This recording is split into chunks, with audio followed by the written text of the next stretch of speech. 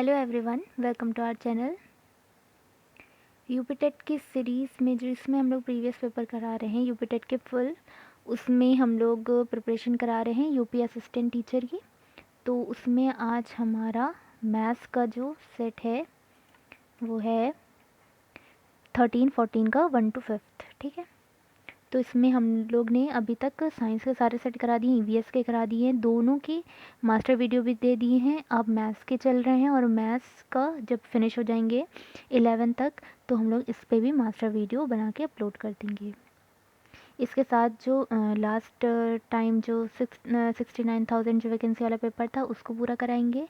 और इन सारे चीज़ों से जितना भी एक्सपेक्टेड क्वेश्चंस बन रहे होंगे टॉपिक वाइज वो भी हम लोग डालेंगे जो कि इस पेपर के लिए इम्पॉर्टेंट हमें लगेंगे। तो हमारा फर्स्ट क्वेश्चन है बिटवीन टू रेशनल नंबर्स। तो इसमें देखिए क्या होता है कि सबसे पहले है कि there is no rational number, there is exactly one rational number, there are infinitely many rational numbers, there are only rational numbers and no irrational numbers। Hindi में कह रहे हैं कि ये दो परिमेय संख्या जो रेशनल वाली होती हैं, तो परिमेय संख्याओं के बीच में कोई परिमेय संख्या नहीं होती है, केवल एक होती है, अनंत होती है एक परिमेय संख्या और कोई अपरिमेय संख्या नहीं होती। तो देखिए जैसे रेशनल नंबर्स होते हैं, मान ली हम लेते हैं 4/5, ठीक है। एक हम लोग ने लिया 4/5, दूसरा लिया 6/8, ये दो लिए। तो अब ये कह रहे हैं कि इनके बीच में मतलब कितने दो अगर रैंडमली कोई भी लें तो इनमें से कौन सा हमारा ऑप्शन सही होगा। तो देखिए 4/5 की अगर हम बात करें तो इसको हम लिख सकते हैं 40/50, है ना। इसको ऐसे लिख सकते हैं 40/50। उसके बाद कितना आ जाएगा, उसके बाद आएगा 41/50। तो ऐसे करके सारे होंगे 42/50, 43/50, फिर धीरे धीरे बढ़ता जाएगा। तो ऐसे करके कितने सारे, बहुत सारे होंगे। इसी तरह अगर हम यहाँ पे क्या ले सकते हैं 400 ले सकते हैं। तो 400 मतलब अभी यूनिट डिजिट 1 चल रही थी, अब 2 प्लेसेस 2 वाली चल रही है 100, और अब फिर ये वाली चलेगी 3 वाली। तो इस तरह 4 वाली भी चल सकती है, तो बहुत हो सकती है, यानी कि इनफाइनाइट हो सकती है। तो यही हमारा थर्ड ऑप्शन जो होगा राइट होगा। बिटवीन टू रेशनल नंबर्स बहुत इनफाइनाइटली मैनी रेशनल नंबर्स होते हैं। तो हमारा ये बिल्कुल सही है। नेक्स्ट क्वेश्चन है if the HCF of 65 and 117 is expressible in the form of 65 m minus 117, then the value of m। ये कह रहे हैं 65 और 117 का एचसीएफ जो है वो इसके इक्वल है। 65 और 117 का एचसीएफ जो है वो इस वैल्यू के इक्वल है। तो यहाँ पे m की वैल्यू बताइए। तो हमने क्या किया, सबसे पहले 65 और 117 इसका एचसीएफ फाइंड करने के लिए हमने क्या किया, जो बड़ी वाली वैल्यू है इसका हमने क्या किया, एलसीएम लिया। तो हमने देखा 39 जा रहा है, फिर 3 से 13 जा रहा है, और 13 के टेबल में 65 भी आता है, 13 5 द 65। तो उसके बाद अगर हम देखें तो ये कितना जा रहा है 13 9 द 117। तो देखिए 5 और 9 के बाद कोई भी कॉमन नहीं आ रहा है, यानी कि हमारा हाईएस्ट कॉमन फैक्टर जो है वो 13 आ रहा है। 13 5 द 65 और 13 9 द 117। तो ये हमारा एचसीएफ हो गया। अब जब ये जो इसका इन दोनों का जो एचसीएफ है वो इस वैल्यू के इक्वल है, तो हमने 13 को किसके इक्वल कर दिया, 65 m माइनस 117। यहाँ से हमने m की वैल्यू फाइंड कर ली, तो हमारा आ जाती है 2, यानी कि ऑप्शन नंबर 2। नेक्स्ट क्वेश्चन है what will be the multiplicative inverse of a rational number 5/19 multiplied by it's additive inverse. Hindi में कहें तो एक परिमेय संख्या है, इसके योज्य प्रतिलोम के गुणनफल का गुणात्मक प्रतिलोम होगा। तो देखिए जो एडिटिव इनवर्स है वो क्या होता है, मल्टीप्लिकेटिव इनवर्स है वो क्या होता है, इसको पहले बताते हैं। तो अगर बात करते हैं एडिटिव इनवर्स की, तो देखिए जैसे मान लीजिए ये एक नंबर है हमारा, रेशनल नंबर्स है, ठीक है, 5/19। इसका एडिटिव नंबर क्या होगा, वो होगा -5/19, ठीक है। साइन चेंज हो जाता है, वो हमारा क्या हो गया, एडिटिव इनवर्स हो गया। मल्टीप्लिकेशन भी क्या होता है कि 9 जैसे 5/19 का अगर मल्टीप्लिकेटिव इनवर्स की बात करें तो वो हो जाएगा हमारा 19/5, ऑपोजिट हो जाएगा, मतलब जो डिनोमिनेटर है वो नोमिनेटर में चले जाएगा और जो न्यूमरेटर है वो डिनोमिनेटर में आ जाएगा। तो ये बस फ़र्क होता है। तो ये कह रहे हैं कि जब what will with the multiplicative inverse of a rational number multiplied by it's additive numbers. तो हम क्या निकालेंगे, सबसे पहले इस रेशनल का एडिटिव इनवर्स क्या होता है उससे मल्टीप्लाई करेंगे। तो वही हमने किया, इसका एडिटिव इन्वर्स क्या है -5/19। फिर ये कह रहा है मल्टीप्लाइड बाई एडिटिव इन्वर्स, यानी कि इस रैशनल नंबर को मल्टीप्लाई करेंगे इसके एडिटिव इन्वर्स से, तो हमारा आ गया -25/361। उसके बाद कह रहा है कि उसका मल्टीप्लिकेटिव इन्वर्स क्या होगा, यानी कि गुणात्मक प्रतिलोम क्या होगा। तो अब इस वैल्यू का मल्टीप्लिकेटिव इन्वर्स क्या होगा, चेंज हो जाएगा, जो इसका डिनोमिनेटर है वो ऊपर चला जाएगा और जो न्यूमरेटर है वो नीचे आ जाएगा, यानी कि साइन वही रहेगा -361/25, यानी कि हमारा option number 1 is right. Next question है, इसको सिंप्लीफाई करना है। तो देखिए, जब हमें कॉमन टाइप के डिजिट्स दिखते हैं तो वहाँ पे कोई ना कोई फार्मूला लग रहा होता है, ठीक है। तो हमें उसी पे फोकस करना है, उसी को आइडेंटिफाई करना है। तो हम देख रहे हैं कि यहाँ पे हमें जैसे अगर हम इसको ए मान लेते हैं, इसको बी मान लेते हैं ना, एक टाइप के हैं, तो हम देख रहे हैं कि हमें ए का स्क्वायर मिल रहा है, बी का स्क्वायर मिल रहा है। और अब हम देखते हैं कि ये जो नीचे वाली वैल्यू दी है इनसे कोई ना कोई रिलेशन होगा, तो हम या तो इनको ऐड करके देखेंगे या तो सब्सट्रैक्ट करके देखेंगे। तो देखिए 5 + 4 अगर करेंगे तो ये तो 9 पॉइंट समथिंग आएगा, जो कि नहीं है। तो हम ऐसा करते हैं, इसको माइनस करके देखते हैं। तो हमने यहाँ पे चेक किया 5.47 को, ये अलग है ये अलग है, इन दोनों को माइनस करके देखा तो हमें 0.94 मिल रहा है। यानी कि इससे हमें ये पता चला कि अगर हम इसको ए ले लें, इस वैल्यू को बी ले लें, किसी को भी आप ए बी ले सकते हैं, तो और ये ऊपर ए स्क्वायर माइनस बी स्क्वायर हो जाएगा, और ये नीचे इसकी क्या वैल्यू लिख सकते हैं, ए माइनस बी, क्योंकि इन दोनों को माइनस करने पे मिल रहा है। हमने इसको फॉर्मूले वाले उसमें फॉर्मेट में चेंज कर दिया। ये a इंटू ए है ए स्क्वायर, ये b इंटू बी है बी स्क्वायर, अपॉन ये a माइनस बी है, तो a माइनस बी माइनस। अब ये देखिए, हमें ये देखने को मिल रहा है कि इसमें अगर हम 2 से मल्टीप्लाई करें तो हमें ये न्यूमरेटर वाली चीज़ मिल रही है, ठीक है, 7.25 में, यानी कि हम इसको क्या, इससे अगर हम 2 कॉमन ले लें तो हमें क्या मिलेगा अंदर 7.25, देख भी लिया आप यहाँ पे मल्टीप्लाई करके, हमें 14.5 मिल रहा है। तो हमने ऐसे लिख दिया ताकि ये हमारा कैंसिल आउट हो जाए। उसके बाद हमने इस फॉर्मूला को ओपन कर दिया, a minus B A plus B में, अपॉन a माइनस बी, और यहाँ से हमें क्या मिल गया 2 मिल गया। ये ऊपर नीचे कैंसिल आउट हो गया माइनस वाला, ये बच गया a प्लस बी -2। अब सिंपल है, हमें अब सॉल्व करने की कोई प्रॉब्लम नहीं होगी, हमें a पता है b पता है और a प्लस बी करना है। यहाँ पर हमने एज इट इज़ लिख लिया। अब इसको ऐड कर दिया और -2 कर दिया तो हमें मिल गया 8, यानी कि ऑप्शन नंबर 3। तो यहाँ पर ध्यान दिएगा, जो सिंप्लीफिकेशन वाले होते हैं उसमें कोई ना कोई फार्मूला ज़रूर लग रहा होता है। तो अगर कोशिश कीजिएगा, इसीलिए अगर फार्मूले से मिल जाता है तो अच्छी बात है, वरना ये मल्टीप्लाई करने में बहुत टाइम लगेगा। मल्टीप्लाई करें फिर डिवाइड करें, तो बस हमें आइडेंटिफाई करना होता है कि कौन सा फार्मूला यहाँ पे लग रहा है।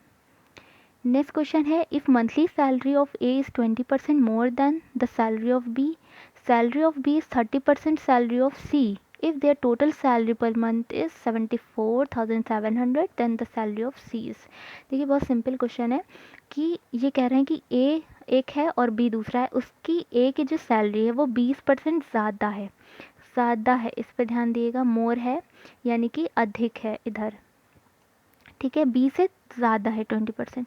दूसरा पॉइंट ये कह रहे हैं कि जो B की सैलरी है वो C की 30% है, 30% है, ज़्यादा या कम नहीं कही है, सीधा कहा है कि C की 30% है।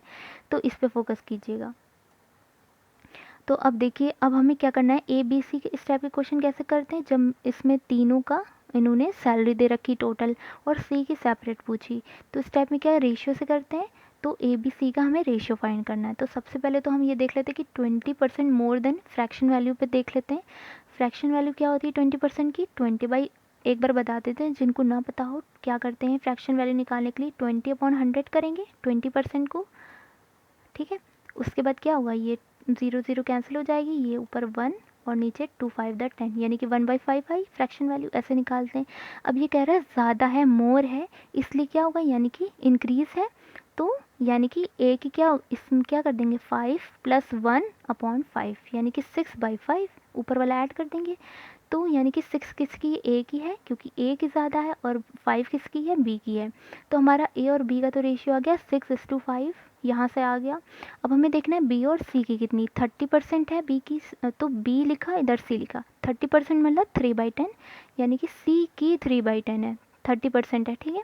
तो बी और सी लिखा तो सी का क्या कर दिया 3/10 कर दिया। हमने इसमें इंक्रीज डिक्रीज नहीं किया क्योंकि हमें नहीं पता है, इन्होंने सीधा कहा है कि सी की सैलरी का इतना % है, तो हमने वैसे ही कर दिया 3/10 कर दिया। अब यानी कि अगर हम बी और इसको सी को इधर ले आए तो B/C रेशियो कितना आएगा 3/10 आएगा, यानी कि बी और सी में 3:10 लिख दिया। अब सिंपल इसको जब सॉल्व करते हैं तो इसको इस टाइप से सॉल्व करते हैं।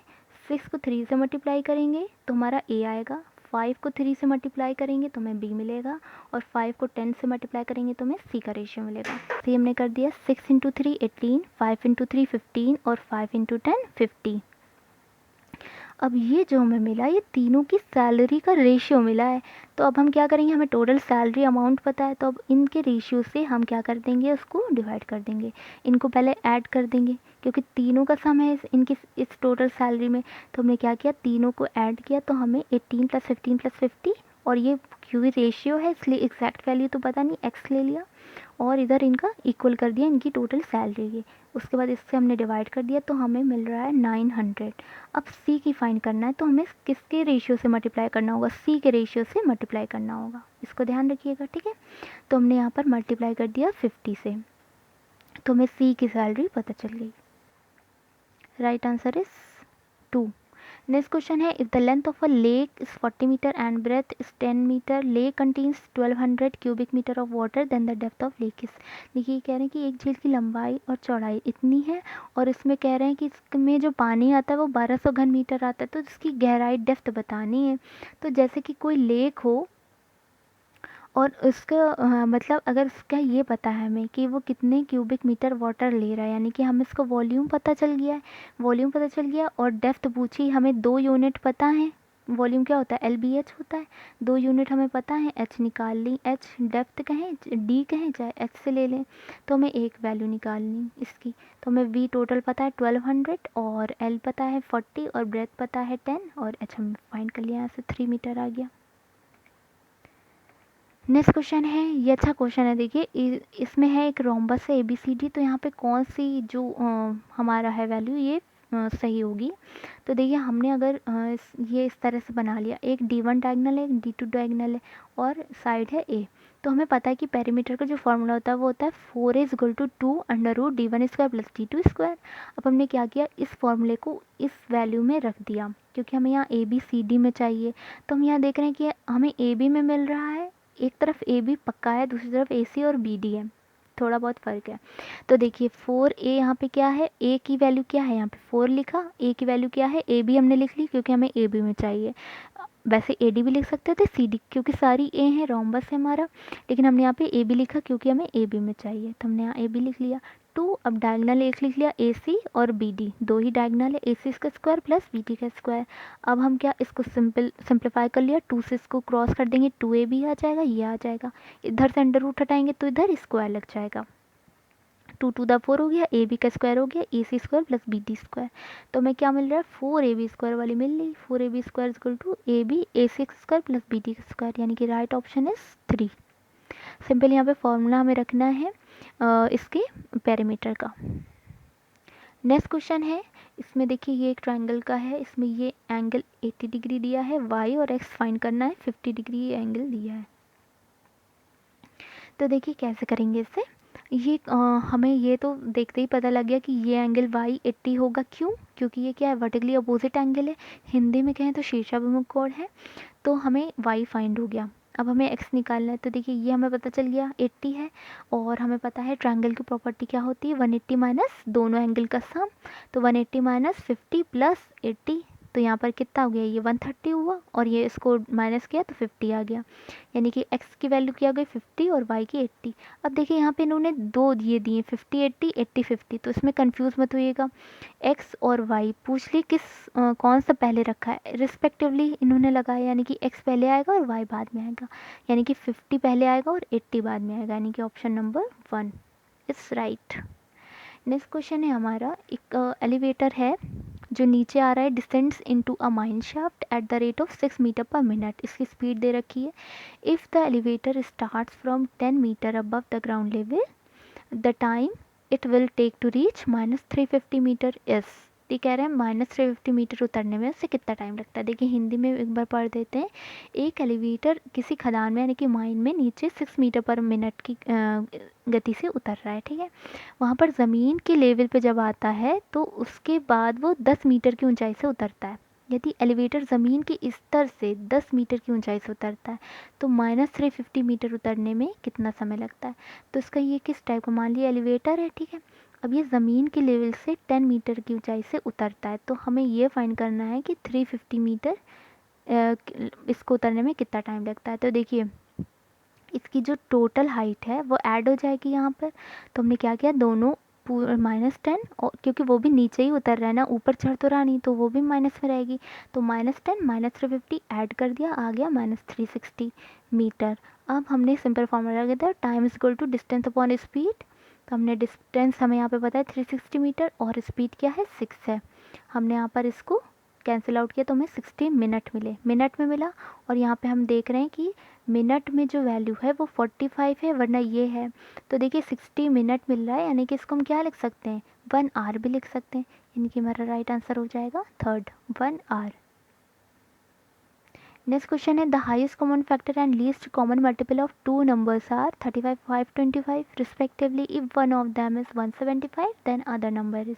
तो देखिए एचसीएफ 35 है और एलसीएम 525 है। एक नंबर दिया है, दूसरा पूछा है। हमें फॉर्मूला पता है क्या होता है एचसीएफ एलसीएम का, HCF into LCM equal to A into B. तो हमने यहाँ पर सबकी वैल्यू रख दी और कैंसिल कर दिया इधर उधर, तो हमें क्या मिल रहा है, बी इज इक्वल टू 105, यानी कि ऑप्शन नंबर 4। एचसीएफ एलसीएम से हर सेट में क्वेश्चन है। Is some amount in rupees at the annual rate of simple interest 5% for 6 years become 2600, then the amount is। ये एक सिंपल इंटरेस्ट का question है। इसमें क्या कह रहे हैं कि 5% कोई राशि है, यानी कोई अमाउंट है 5% की वार्षिक साधारण ब्याज की दर से 6 वर्षों में 2600 हो जाती है। तो राशि पूछी, यानी कि प्रिंसिपल पूछा है, ठीक है, मूलधन। तो अब देखिए ये इसका फॉर्मूला क्या होता है, अमाउंट हमें पता है, अमाउंट पता है कि 6 ईयर्स के बाद इतनी होती है, यानी कि हमें क्या पता है, अमाउंट पता है। तो अमाउंट इज इक्वल टू क्या होता है, amount is equal to P plus S I principal plus जितना इंटरेस्ट आता है इस पर, सिंपल इंटरेस्ट। ठीक, ये हमारा फॉर्मूला होता है। अब सिंपल इंटरेस्ट का क्या फॉर्मूला होता है, पी आर टी अपॉन 100। ठीक है, पी आर टी अपॉन 100 होता है। तो हमने यहाँ पर इसको पी कॉमन लेके हम इस तरह से इसको लिख देते हैं, डायरेक्टली लिख देते हैं, is equal to P 1 plus R T upon 100। ठीक है, तो अगर हमें ये सबकी वैल्यू पता है, ए की वैल्यू पता है, पी हमें निकालना है 1, आर पता है 5%, टी पता है 6। तो हमने यहाँ पे सिंपल इसको सिंप्लीफाई कर दिया, तो हमें यहाँ पे 13/10 पी मिल रहा है। 13 से ये चला जाएगा, 2 द 26 होता है, और इधर 2000 प्रिंसिपल आ जाएगा हमारा। नेक्स्ट क्वेश्चन है, कन्वर्ट 10 मीटर पर सेकेंड इंटू किलोमीटर पर आर। देखिए किलोमीटर पर आर को कभी भी चेंज करना होता है मीटर पर सेकेंड में, यानी कि बड़े से जब छोटे पे आते हैं तो हम क्या करते थे, 5/18 से मल्टीप्लाई करते थे। अब चूंकि हमें यहाँ पर क्या करना है, मीटर छोटे से बड़े में जाना है, यानी कि मीटर पर सेकेंड से किस में जाना है, किलोमीटर पर आर में जाना है। तो हम किससे मल्टीप्लाई करेंगे, 18/5 से मल्टीप्लाई करेंगे। सिंपल 10 में मल्टीप्लाई कर दिया तो हमारा आ रहा है 36 किलोमीटर पर आर। नेक्स्ट क्वेश्चन है, ये एक ट्रायंगल दिया है, ये काफ़ी अच्छा क्वेश्चन है, इसको थोड़ा ध्यान से समझिएगा। देखिए इसमें बी की जो एंगल दिया है 70 दिया है, 60 दिया है सी एंगल, और पूछा है बी ई एफ, यानी कि ये वाला जो एंगल है वो पूछा है। और इसमें इन्होंने कहा है कि जो एफ है वो ए बी का मिड पॉइंट है, मिड पॉइंट, यानी कि A F is equal to B F है, और ई जो है वो सी बी बी सी का मिड पॉइंट है, यानी कि C E is equal to B E है। इतना हमें पता लग गया। फाइंड करना है एफ ई बी। तो देखिए अब हमें ये हमने डायग्राम बना लिया सबसे पहले कि हमें ये फाइंड करना है। ठीक है, अब हमने क्या किया, इसको फाइंड करने के लिए ये, क्योंकि ये दोनों क्या हो रहा है, ये एक बिल्कुल सेंटर का पॉइंट है, तो इसको इससे अगर हम 90 डिग्री एंगल इस वाले पे एसी पे अगर हम परपेंडिकुलर डालें, हमने क्या कर दिया, कंस्ट्रक्शन किया, परपेंडिकुलर डाल दिया इस लाइन बेस से, तो ये क्या हो गया, ये वाली जो है ये इसके इक्वल हो गई है ना, ये, और ये क्या हुआ, ये परपेंडिकुलर है, ये 90 हो गया, परपेंडिकुलर हमने डाला है। तो अगर हम इस ट्रायंगल में देखें ओ ई सी, हमने इसको एक नाम दे दिया ओ। अब अगर हम इस ट्रायंगल में देखें तो हमें ओ पता है 90 और ये पता है सी, हमें ये एंगल पता लग जाएगा कैसे, 180 माइनस 90 प्लस 60 है ना। तो हमने ओ ई सी यानी कि ये वाला एंगल निकाल लिया, 180 माइनस 60 प्लस 90, यानी कि 150 हुआ, और ये आ गया 30, ये वाला एंगल आ गया हमारा 30 आ गया। अब हम क्या करेंगे, चूँकि हमने इससे परपेंडिकुलर डाला था और ये 90 होगा हमारा। जब ये 90 होगा और ये हमारा 30 है तो हम ये निकाल लेंगे 180 माइनस करके। तो हमने क्या किया, F E O is equal to, ये हमारा 90 है, हमने क्या किया 180 माइनस 90 प्लस 30 कर दिया। तो हमें कितना मिला, ये 120 मिला और हमारा आ गया 60 डिग्री। तो इस तरह से हमें क्या मिल गया, एफ ई बी मिल गया। ये हमें पता था 30 पता चल गया, ये 90 है तो हमने 180 माइनस ये प्लस ये कर दिया सब। नेक्स्ट क्वेश्चन है द वैल्यू ऑफ ये। अब आप समझ रहे होंगे इसको कैसे सॉल्व करना है, एक एक पावर लेके करना है। देखिए अगर -1 है यानी कि ये नीचे जाएगा, यानी कि क्या होगा -1/2। एक एक ब्रैकेट हमने ओपन करते हैं। ये वाला सॉल्व किया -1 ये वाला, तो हमें मिला माइनस का 1/2 और फिर ये वाला -1 लिख दिया। ठीक है, अब कितने बचे, 1 2 बचे, इसके अलावा 3 टोटल बच गए, 3 हो गए। अब हम ये वाला सॉल्व करेंगे तो ये -1 है यानी कि फिर से ऊपर जाएगा यानी कि -2। तो अब ये कितने बचे, 2 बचे, 1 और 2। फिर हमने ये सॉल्व कर लिया तो हमें कितने मिले, 1 और 2 बचे। फिर -1 है तो माइनस का 1/2। अब कौन, ये वाला सॉल्व कर लिया, अब कौन बचा है, -1 बचा, ये हमने लिख दिया। फिर इसको जब सॉल्व करेंगे तो ये -2 चला जाएगा। ठीक है, इसको हमने यहाँ पे एक्सप्लेन करने के लिए ऐसे कर दिया, वरना डायरेक्टली आप देख लें एक बार क्या होगा, एक बार -1 अपॉन में जाएगा फिर हो ऊपर आ जाएगा, फिर 1 अपॉन में जाएगा फिर ऊपर आ जाएगा, यानी कि आंसर क्या होगा, -2।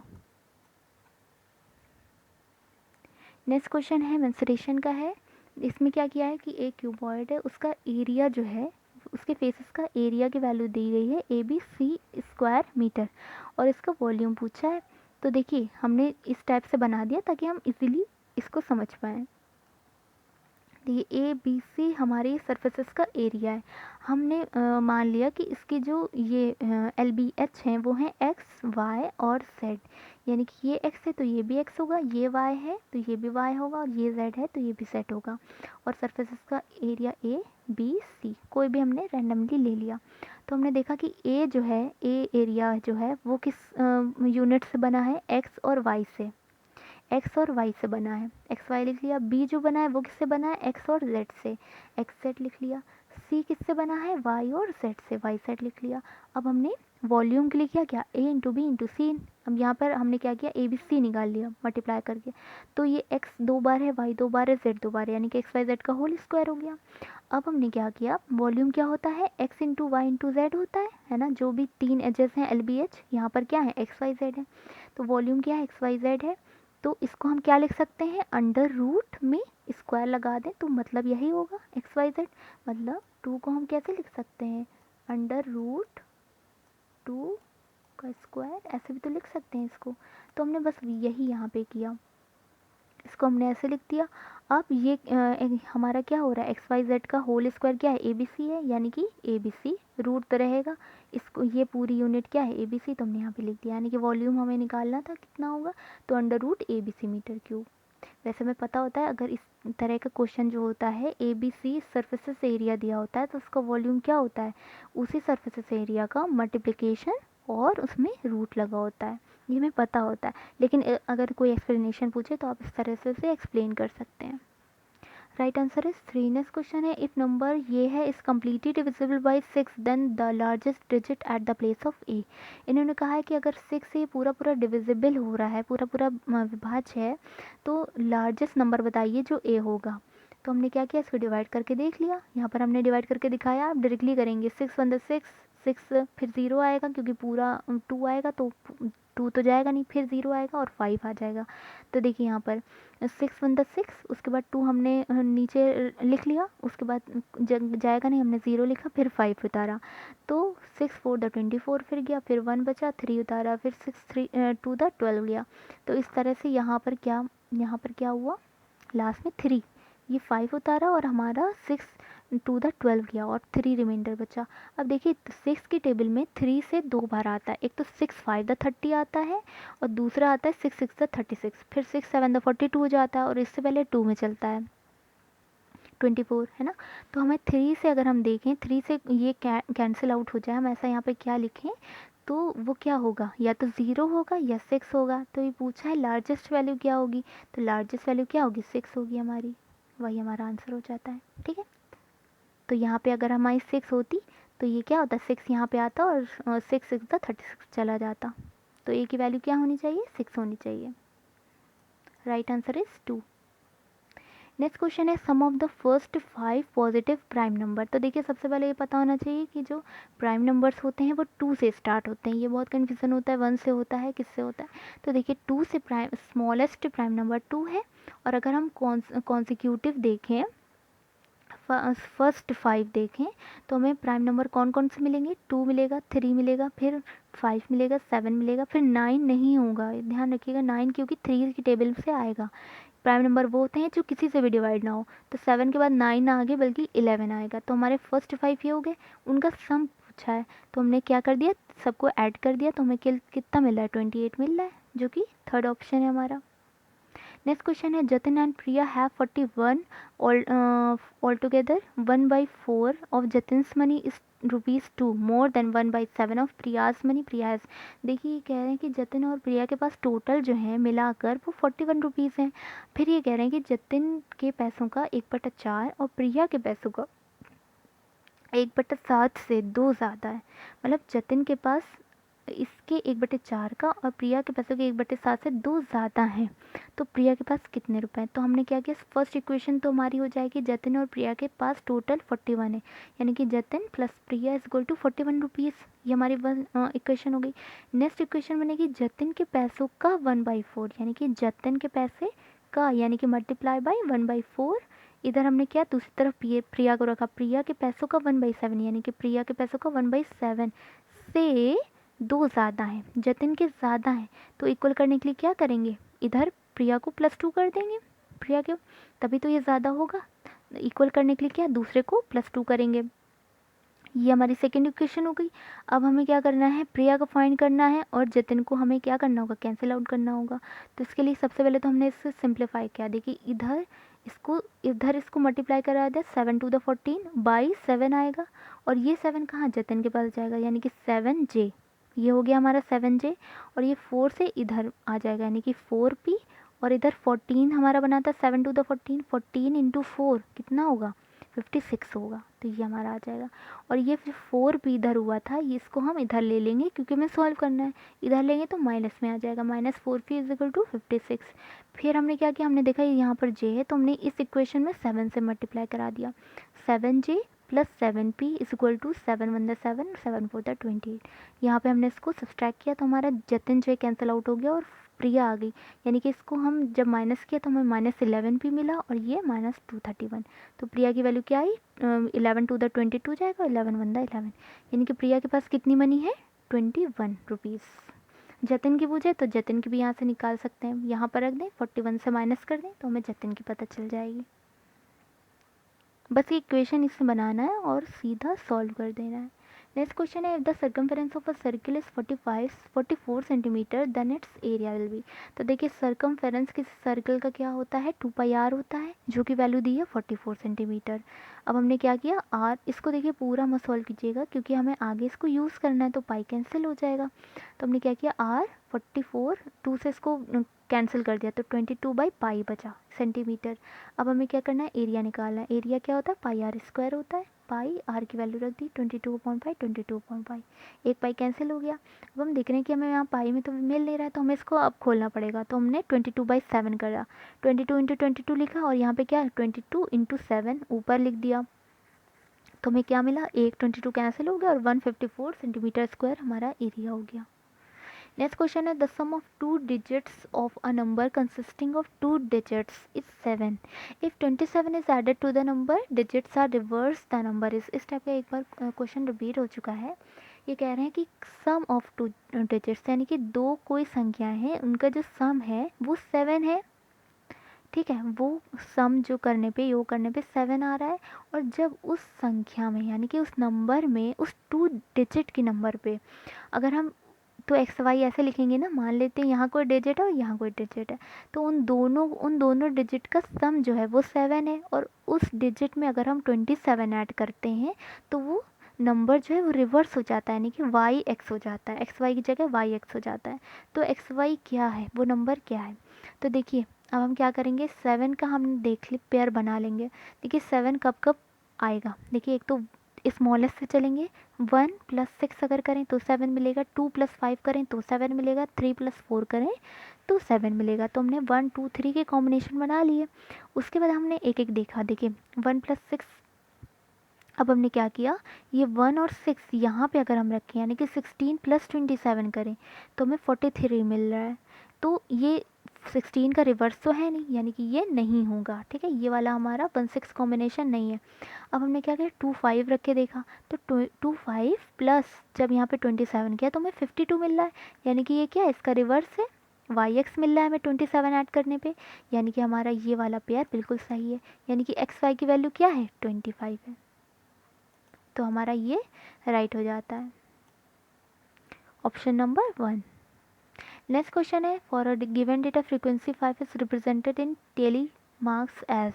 क्या कहते हैं, टेली चेन में कौन से निरूपित करते हैं 5 की फ्रीक्वेंसी को। तो देखिए ये जो होते हैं तो इनको कैसे, इनका पैटर्न होता है।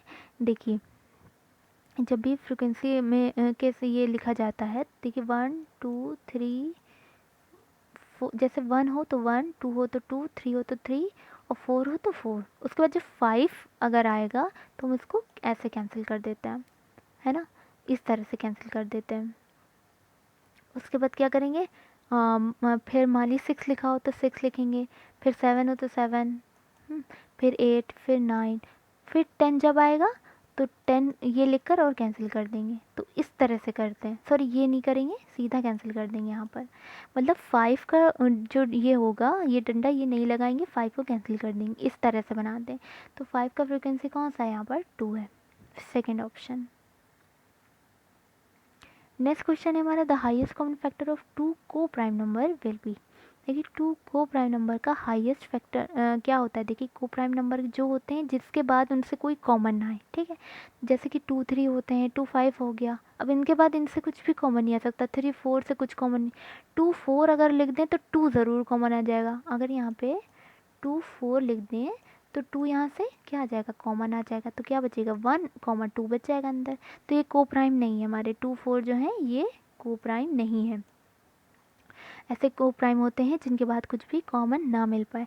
तो ऐसे नंबर्स का एचसीएफ क्या होगा, ऑब्वियसली 1 होगा, जिनसे कुछ भी नहीं कॉमन मिलेगा उनका क्या होगा, हाईएस्ट कॉमन फैक्टर 1 होगा। तो हमारा राइट ऑप्शन इज 2 है, ऑप्शन नंबर 2, और आंसर इज 1।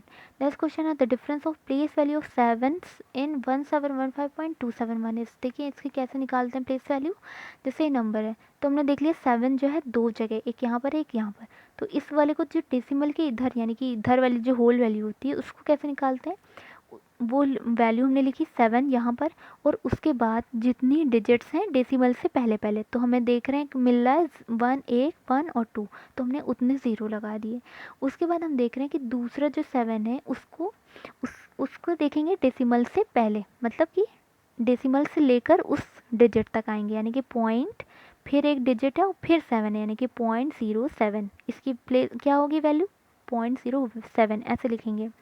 ठीक है, देखिए डेसिमल से पहले क्या करेंगे, जहाँ पे भी वो डिजिट होगी वो डिजिट लेके उस डेसिमल से पहले पहले जितनी भी डिजिट्स होंगी उतने ज़ीरो लग जाएंगे।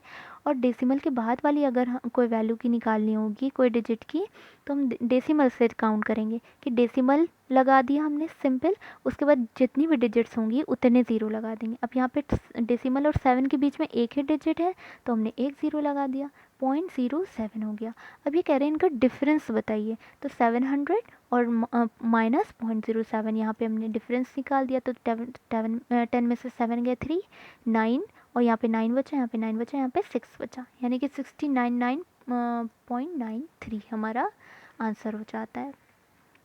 नेक्स्ट क्वेश्चन है, ये देखिए, when teaching addition of fractions a teacher came across. देखिए हमारे सिलेबस में इस वाले पेपर में नहीं है, लेकिन अगर यूपी टेट का कोई पेपर देखेगा तो उससे पूरा पेपर पता चलना चाहिए, इसलिए हम यहाँ पर इसको बहुत ज़्यादा एक्सप्लेन नहीं करेंगे, लेकिन इसका आंसर बताएंगे। तो देखिए इस टाइप का कोई है तो ये तो गलत दिख रहा है ना, 1 + 2 यानी कि 2 3 द 6 होना चाहिए, और यहाँ पर 3 + 2 5 5/6 आना चाहिए। इसने क्या लिखा है, 1 + 1 कर दिया है 2, और यहाँ पे 2 + 3 5 कर दिया है। तो ये कह रहे हैं कि ऐसे बच्चे की कहाँ पे प्रॉब्लम है। तो देखिए इसमें लिखा है कि help the child to understand the concept of LCM, उसके बाद ये देखिए, इसको लिखा है लघुत्तम लासा की अवधारणा को समझने में बच्चे की सहायता करें। बच्चे से कहें वो अधिक से अधिक अभ्यास करें, मतलब प्रैक्टिस करें। इसमें अधिक हस्तक्षेप नहीं करना चाहिए, बच्चे जैसे बड़ी होकर समझ जाएगी। प्रत्येक भिन्न के प्रमाण को समझने में बच्चे की सहायता करें। ये कह रहे हैं कि फ्रैक्शन को समझने में सहायता करें। तो ऐसा कुछ नहीं, देखिए इसमें प्रॉब्लम कहाँ पर हुई, इसने डायरेक्टली सीधे सीधे इसने ऐड कर दिया है। उसको यानी कि क्या नहीं आता, एलसीएम लेना नहीं आता, यानी कि हमारा कौन सा ऑप्शन सही होगा, ऑप्शन नंबर 1 सही होगा। उसको एलसीएम लेना नहीं आता, उसको समझने में उसकी मदद करें। नेक्स्ट क्वेश्चन है, sequence of following takes as the are taken up while developing the concept of measurement. Measurement का जब कॉन्सेप्ट होता है तो उसमें अपनाए गए कार्यों को क्रम से इसमें लाइन से लिखिए। तो इसमें देखिए सबसे पहले क्या है, एक है learners use standard units to measure length. फिर कह रहे हैं learners use non standard unit to measure length. फिर कह रहे हैं verify objects using simple observation. फिर कह रहे हैं understand the relationship between metric unit. देखिए हिंदी में बताते हैं, ये कह रहे हैं पहले शिक्षार्थी जो है लंबाई मापने के लिए मानक इकाइयों का प्रयोग करते हैं। फिर ये कह रहे हैं कि मापने के लिए अमानक इकाइयों का प्रयोग करते हैं। फिर ये कह रहे हैं कि सरल अवलोकन द्वारा वस्तुओं को सत्यापित करते हैं, मतलब कि प्रूफ करते हैं, वेरीफाई करते हैं और मीटरी इकाइयों के बीच के संबंधों को समझते हैं। तो देखिए इसमें जो राइट आंसर है वो ये है कि पहले अमानक यानी कि नॉन स्टैंडर्ड यूनिट को यूज़ करेंगे मेजर के लिए, लेंथ मेजर के लिए, और फिर क्या करेंगे, फिर स्टैंडर्ड यूनिट लेंगे, फिर स्टैंडर्ड यूनिट पे आएंगे। उसके बाद क्या करेंगे, वेरीफाई करेंगे, सिंपल जो ऑब्जर्वेशन आएगा उसे वेरीफाई करेंगे, और फिर उनके बीच के जो मेट्रिक यूनिट्स जो होंगे उनके बीच के रिलेशनशिप को समझेंगे। तो ये हमारा स्टेप रहता है कि पहले नॉन स्टैंडर्ड, फिर स्टैंडर्ड, फिर उसको वेरीफाई करेंगे ऑब्जर्वेशन को, और फिर उनके बीच के रिलेशनशिप को समझेंगे। तो हमारा BACD यानी कि option number 3 is right. Next question है, to be a good mathematician one must be able to. क्या होना चाहिए एक अच्छे मैथमेटिशियन होने के लिए, क्या क्या चीज़ें होनी चाहिए। तो देखिए master the techniques of answering question, सवालों के उत्तर देने की तकनीक में निपुणता होनी चाहिए। मेमोराइज मोस्ट ऑफ द फॉर्मूले, यानी कि ज़्यादा से ज़्यादा उसको क्या फॉर्मूले याद होने चाहिए। Solve the problem in no time, बहुत जल्दी सवालों को हल करना चाहिए। Understand, apply and make connection across all the concept, सभी अवधारणाओं को समझना, लागू करना और उन्हें संबंध बनाना चाहिए। तो ऑब्वियसली एक गुड मैथमेटिशियन क्या होगा, जो भी चीज़, जो भी क्वेश्चन होगा उस चीज़ों को समझेगा, जो भी उससे रिलेटेड जितनी भी कॉन्सेप्ट होंगे उनको समझेगा, फिर उससे अप्लाई करेगा, लागू करेगा, और फिर उनके बीच में रिलेशन को बनाएगा। तुम्हारा राइट आंसर इस क्या होगा, 4 होगा। नेक्स्ट क्वेश्चन है, to introduce the concept of area teacher can start with. अगर एरिया का कॉन्सेप्ट उसे स्टार्ट करना, समझाना हो तो वो क्या, कहाँ से स्टार्ट करेगा, किस स्टेप से। तो देखिए एक्सप्लेनिंग ऑफ फॉर्मूले for finding area of figure of different shape. ये कह रहे हैं कि जो अलग अलग जो शेप होते हैं उनके, उनको बताने के लिए उसको फॉर्मूले निकालने होंगे, उसे बताना होगा, एक्सप्लेन करना होगा फॉर्मूलों को। Comparing area of any figure with the help of different object like palm, leaf, notebook. ये कह रहे हैं कि जैसे अलग अलग जो होते हैं एग्जाम्पल लेकर, पत्ते और नोटबुक ये सब चीज़ें लेकर इनकी ऑब्जेक्ट्स की हेल्प से वो उनके एरिया को कंपेयर कराएंगे कि ये छोटा है बड़ा, इस तरह से कंपेयर कराएंगे। या फिर calculating area of rectangle by finding length and breadth of a rectangle and using the formulae for area of rectangle. ये कह रहे हैं आयत की लंबाई और चौड़ाई का पता लगाना, आयत के क्षेत्रफल के सूत्र का प्रयोग करते हुए क्षेत्रफल ज्ञात करना। फिर कह रहे हैं calculating area of figure with the help of counting unit square, इकाई वर्ग गणन की सहायता से आकृतियों के क्षेत्रफल। ऑब्वियसली देखिए कोई भी एरिया निकालना होता है तो जैसे मान ली सर्कल का ही हम प्रूफ करना होता है तो हम कैसे इसके कई सारे पार्ट करते हैं, यानी कि एक यूनिट जो होता है, यूनिट हम लेंगे, यूनिट स्क्वायर लेंगे, ठीक है, उसको हम पहले फाइंड करेंगे, एक एक पार्ट करेंगे, फिर इस तरह से हम पूरे एरिया तक जाएंगे। तो ये हमारा राइट आंसर है, calculating area of figure with the help of counting unit square, ठीक है। फिर नेक्स्ट क्वेश्चन है हमारा, EF is the chord of a circle whose length is 10 centimetre, if radius of a circle is 13 centimetre then the length of perpendicular dropped from the centre. देखिए इस type का question फिर से repeat हुआ है। एक सर्किल है, इन्होंने क्या किया, एक कॉर्ड बनाई है, उसकी लेंथ दी है 10 सेंटीमीटर, ये हमारी कॉर्ड हो गई, ये हमारी कॉर्ड हो गई। उसके बाद क्या किया कि इसके सेंटर से कॉर्ड पे एक लाइन इन्होंने ड्रॉप कर दी, ठीक है। उसकी हमें लेंथ निकालनी और रेडियस इन्होंने बताया कि 13 है। तो ऑब्वियसली जो भी सेंटर से ये इस कॉर्ड पे लाइन ड्रॉप की होगी तो ये इसको इक्वल पार्ट में स्प्लिट करेगा, यानी कि पूरी 10 है तो ये कितनी 5 होगी, ये 5 होगी। तो 13 ये है, तो हम यहाँ पे पाइथागोरस लगा देंगे। ओ ई का square is equal to M E का स्क्वायर प्लस ओ एम का स्क्वायर, यानी कि ओ ई 13 है हमारा हाइपोटेन्यूज और ओ एम निकालना है एक्स स्क्वायर और एम ई कितना है 5 का स्क्वायर। ये एक्स स्क्वायर यहाँ पे निकालेंगे, 13 स्क्वायर 169 माइनस 5 का स्क्वायर 25, ठीक है। इसको इधर ले गए तो एक्स स्क्वायर निकल आएगा। तो हमने यहाँ पे एक्स स्क्वायर 144 आया जो कि होता है 12 का स्क्वायर, ठीक है। तो हमारी एक्स क्या आ गई 12 आ गई। नेक्स्ट क्वेश्चन है if the diagonal of a square is double then its area will be. तो देखिए यहाँ पे हमने इसको, वैसे तो हमें पता होता है लेकिन यहाँ पे हमने एक्सप्लेन करने के लिए बता दिया। देखिए अगर साइड ए है तो हमें पता होता है कि डायगोनल क्या होगा स्क्वायर का, a√2 हो गया। अब ये कह रहे हैं कि डायगोनल डबल है, यानी कि इसका डायगोनल डबल हो गया क्या, 2a√2 हो जाएगा, 2 से मल्टीप्लाई कर देंगे। तो अगर ये 2 हो जाएगा तो ये एरिया भी तो 2a हो जाएगा, सॉरी साइड भी तो 2a हो जाएगी। अब एरिया का फॉर्मूला क्या होता है, ए स्क्वायर होता है साइड का स्क्वायर। तो अगर ये 2a है तो 2a का स्क्वायर जब करेंगे तो क्या मिलेगा हमें, 4a स्क्वायर मिलेगा, यानी कि 4 टाइम्स एरिया हो जाएगा जो हमारा गिवन जो स्क्वायर है उसका 4 टाइम्स हो जाएगा एरिया का, ठीक है। ए स्क्वायर का 4 टाइम्स हो जाएगा। नेक्स्ट क्वेश्चन है when faced with word problems Rajan usually ask should I add or subtract, should I multiply or divide. तो ये क्वेश्चन क्या बताता है, देखिए कोई राजन है वो ये बार बार पूछता है कि मैं जमा करूँ यानी कि ऐड करूँ या फिर घटाऊँ या फिर गुणा करूँ या फिर भाग करूँ, तो उसको क्या नहीं पता है, मतलब क्या ये रिप्रेजेंट करती है बात। Rajan can not add or multiply, उसे जोड़ना और गुणा करना नहीं आता। Rajan seeks opportunity to disturb the class, वो क्लास को डिस्टर्ब करने के लिए कर रहा है। Rajan has problem in comprehensing language, Rajan को लैंग्वेज समझने में प्रॉब्लम हो रही है। Rajan lacks understanding of number operation, Rajan को संख्या संक्रियाओं को नहीं समझता। तो यही है, क्योंकि देखिए मैथमेटिकल ऑपरेशन क्या होते हैं, addition, subtraction, multiplication and division. तो उसको जब वो नहीं समझ पा रहा है कि मैं ऐड करूँ या माइनस करूँ, मल्टीप्लाई करूँ या डिवाइड करूँ, इसका मतलब उसे ये वाली प्रॉब्लम तो नहीं होगी, क्योंकि यहाँ पर उसे ऐसा नहीं कि सिर्फ उसको एडिशन और मल्टीप्लिकेशन में प्रॉब्लम हो रही है, उसको डिवीज़न और सब्ट्रैक्शन में प्रॉब्लम हो रही है। इसलिए ऑप्शन तो रॉन्ग हो जाता है, ये भी ऑप्शन रॉन्ग है और ये भी ऑप्शन रॉन्ग है। राइट कौन सा है कि उसको नंबर ऑपरेशंस नहीं समझ में आए। Right answer is 4। तो यहाँ पे हमारा ये सेट फिनिश हो जाता है। इसके बाद हम लोग 2013 का लाएंगे। इसके साथ ही एक हमने इस पेपर की बुक्स स्ट्रैटेजीज़ पे एक वीडियो बनाया, तो उसको ज़रूर देखिएगा। उसमें एग्ज़ाम क्लियर करने के लिए हमने थोड़ा सा हेल्प की है, तो उसे देखिएगा। और अगर आप प्रैक्टिस सेट लेना चाहते हैं तो वहाँ पे हमने सजेस्ट किया है दोनों मीडियम के लिए, हिंदी मीडियम और इंग्लिश मीडियम के लिए। तो उस वीडियो को देखिएगा तो समझ आएंगे। Thank you so much.